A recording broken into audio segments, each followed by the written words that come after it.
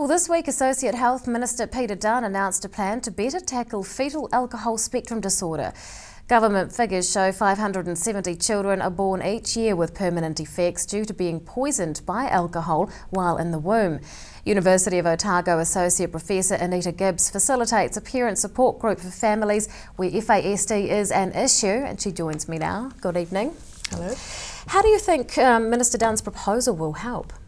Well, I think it puts FASD on the map, so to speak, so that we can actually start talking about what a fetal alcohol spectrum disorder is. The emphasis of the plan is prevention, yet at the same time it offers some hope for families where they are bringing up a child or young person who currently has a fetal alcohol spectrum disorder.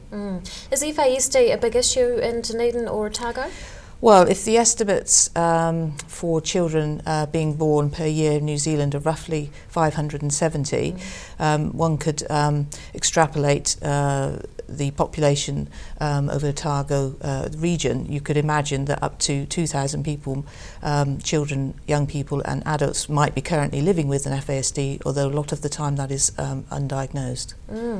Is the message getting through to expectant mothers? Well, the report suggests that up to 50% of pregnancies there may be some alcohol exposure, obviously not necessarily significant, but we're really only just beginning the conversation. When you talk to people about this particular spectrum disorder, most of the time they say, what exactly is that? Can you explain it to me?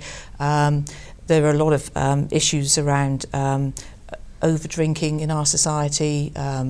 People aren't necessarily getting the messages to stop their consumption, particularly if they think they might be pregnant. What sort of effects would you see in a child that was affected by FASD? Well, there are a range of physical through to sort of neuro, sort of cognitive and behavioural and social impacts. Aside from about 20% of children have some facial features, but aside from that, the greatest impacts will be in the areas of sort of things like developing conduct disorders, having impulsiveness, potentially memory and cognitive processing, sensory processing disorders, a whole range of sort of secondary, if you like, system-based disabilities where once their behaviours become difficult to manage, they'll be struggling with education, they're more likely to be receiving health and welfare and social services, they're also more likely to be getting into trouble with the police. So they end up being, if you like, a lot of sort of secondary disabilities that they incur. Is alcohol the main toxin that poisons babies, or is there others? Well, alcohol is directly impactful is sort of immediately because it crosses directly across to the placenta, directly to the fetus.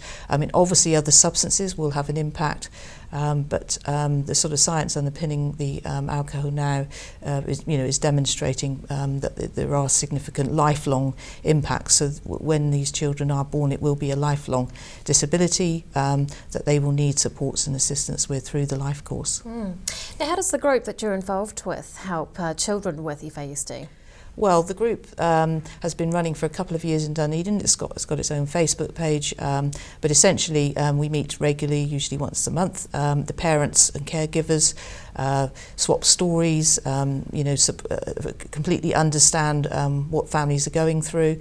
They also spend time sort of swapping ideas around how to successfully work and parent these children, how to work carefully with professionals who sometimes don't understand because they themselves have a lack of knowledge in this area. So a lot of the activity, if you like, is advocacy and support, but also attempting to try and help people around the city who are working with families do a better job, really. And now the Health Minister's plan includes a cross-agency commitment. Is it enough? Well, it's a good first step because this particular disability will cross-cut many of the sectors, whether that's justice, welfare, education. They've also, the Ministry of Education has also this week at the same time released a wonderful online set of resources for teachers to access and hook into for FASD within schools. We need more locally. There are some wonderful local professionals and health and welfare professionals who are doing stuff, but we could certainly do a lot more networking, and we've got some sort of initiatives coming up later in the year where people will get more training. And fighting the good fight. Associate Professor Anita Gibbs from the University of Otago, thanks so much for your time. Thank you.